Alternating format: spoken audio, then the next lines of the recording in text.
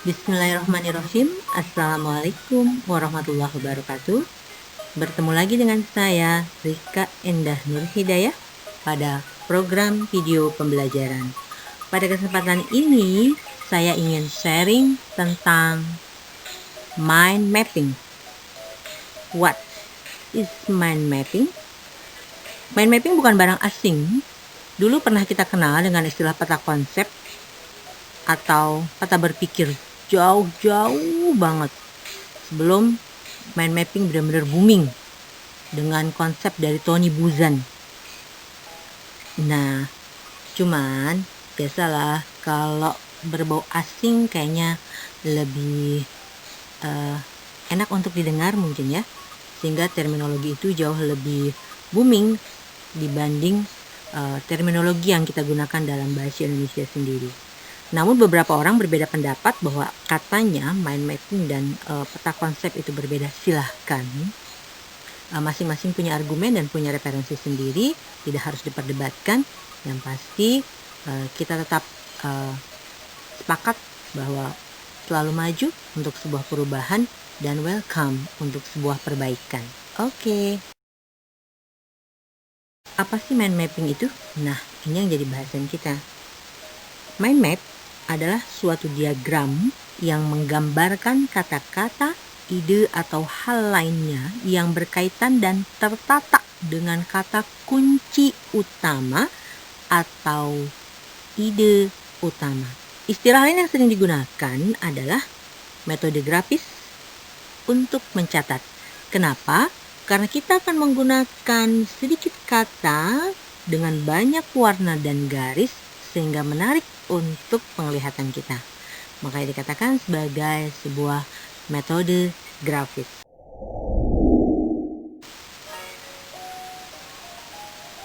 Oke, kali ini kita akan membahas inilah 7 kelebihan dari mind mapping ya.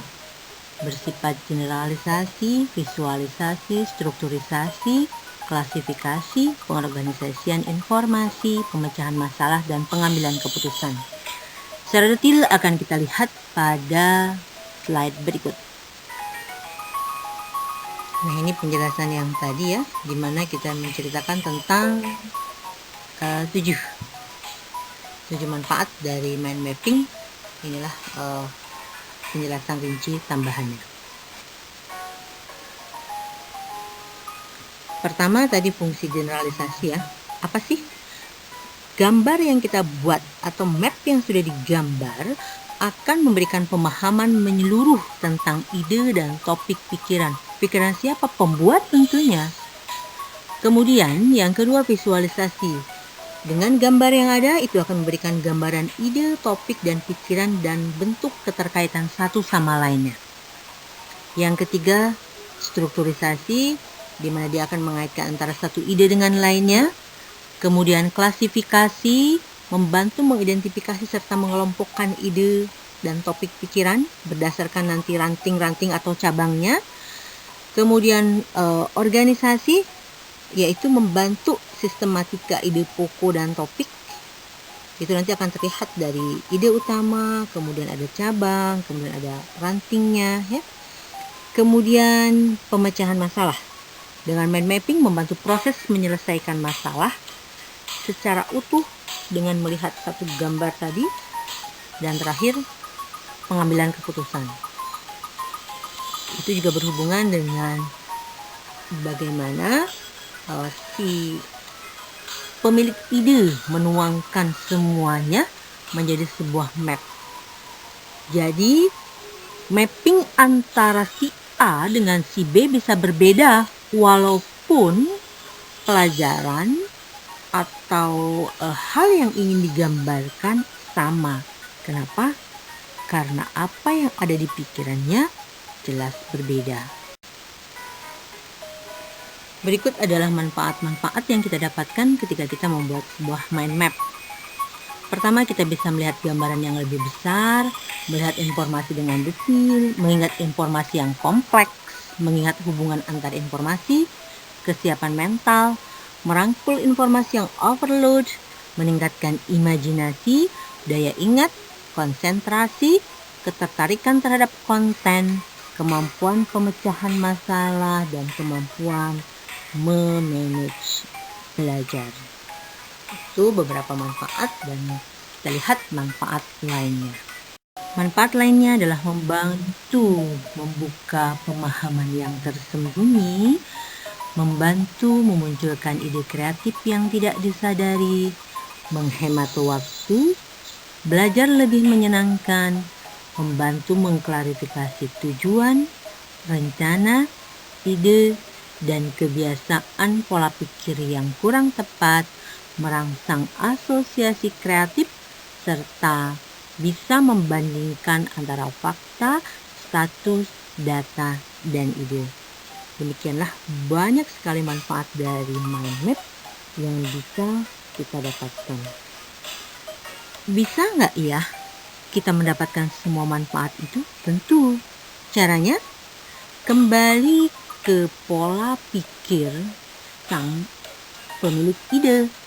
Jadi kita yang akan menuangkan semua ide itu ke dalam sebuah layar, ke dalam selembar kertas, menjadi sesuatu yang lebih menarik gitu.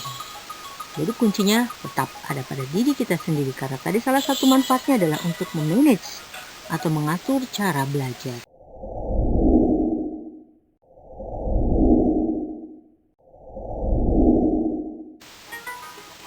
Ciri mind map biasanya mampu memvisualisasi kata-kata, ide, atau topik pikiran.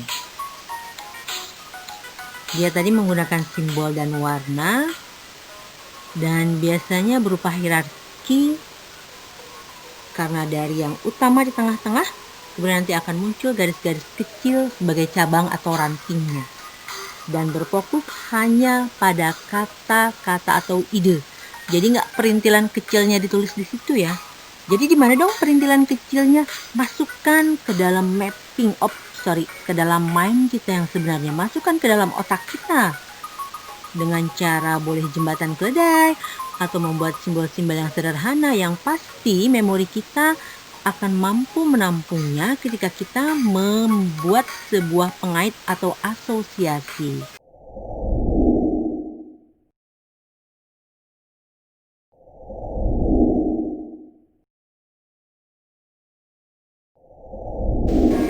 Berikut adalah karakteristik dari sebuah mind map.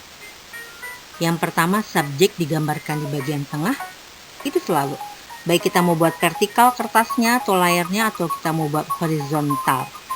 Kemudian nanti dari tengah akan menyebar sebagai main branch atau cabang utama. Lalu ada tema lain yang muncul dari main branch. Itu sebagai tema lain. Dan akan muncul lagi ranting-ranting kecil yang muncul dari tema lain yang minor. Kita lihat contoh berikut. Kita perhatikan contoh mapping sederhana berikut ini. Kita mulai dari tengah-tengah. Nursing proses itu sebagai ide utama. Dia punya 5 tahap: pengkajian, perencanaan, diagnosa, intervensi, dan evaluasi. Gak masalah, silakan tidak berurutan, itu tergantung ide yang muncul dalam pikiran seseorang. Yang pasti, dari ide utama akan muncul main branch atau cabang. Inilah dia cabangnya yang 5. Lalu dari cabang yang 5, masing-masing akan memiliki ranting. Contohnya untuk planning, dia punya establishing priorities, writing goals, selecting nursing measure, dan communicating the plan. Begitu juga dengan yang lain. Masih bisa nggak sih di sini dibikin lagi yang lebih kecil? Silahkan, tapi yang harus diingat, setiap cabang hanya ada satu kata. Karena tadi berfokus hanya pada kata atau ide, bukan perintilan kecil yang dijelaskan ditulis di situ. Oke, slide terakhir ini menggambarkan tentang kunci ya, mengingatkan ulang bahwa dalam sebuah mind mapping, ingat pertama kita harus mulai dari bagian tengah kertas kosong atau layar yang kosong. Gunakan gambar atau foto sebagai intersentral. Jadi silahkan Kalau ada foto-foto bisa kamu klik, kamu ambil, atau kalau pandai menggambar silakan gambar sesuai dengan karakteristik. Misalnya kita menceritakan uang, silakan tulis logo dolar misalnya. Kita menceritakan tentang buah-buahan dan sayur mayur, kita letakkan juga gambar itu. Pokoknya tentang hal-hal penting yang terkait dengan itu ya. Kemudian jangan lupa kita akan selalu menggunakan warna. Minimal 3 warna untuk ide, main branch, dan branch-nya. Lebih banyak, lebih baik lagi. Dan jangan lupa menghubungkan antara ide utama ke dalam ide-ide cabang dan ide-ide tambahan. Dan mind mapping sebaiknya menggunakan garis yang melengkung, bukan garis lurus. Katanya sih, otak lebih suka melihat sesuatu yang curly. Ini juga butuh penelitian sih. Dan ingat tadi, setiap branch hanya punya satu kata kunci. Jadi jangan ditulis banyak-banyak di situ. Bahkan kalau kita sanggup membuat asosiasi dengan gambar, itu jauh lebih baik lagi. Nah, selain kita menggunakan cara manual di atas kertas, atau kita juga menggunakan program di Google Chrome, Up to namanya, kita boleh pilih aplikasi-aplikasi berikut. Berikut ini adalah berbagai aplikasi yang bisa dipilih untuk membuat mind mapping. Ada Lucid Hat, Iowa, Mindomo, Kepo, Sample Mind, Pre-Mind, Mind Manager, Sketchboard, Nova Mind, Padlet, Canva, Stormboard, Xmind, Eddraw, Mind Map, Mind Master, Mindjet, Mind Maple, dan Visual Understanding Environment. Silahkan dipilih mana yang sesuai dan tentu kompatibel untuk media yang kita punya. Oke, sebelum diakhiri, jangan lupa wajib membuat satu contoh mind map dengan ide bebas dan menggunakan pilihan aplikasi yang sudah disediakan. Oke, demikianlah sharing kita hari ini tentang mind mapping. Sampai ketemu lagi pada video pembelajaran yang lain. Selamat siang, assalamualaikum, salam sejawat, dan salam sejahtera buat kita semua.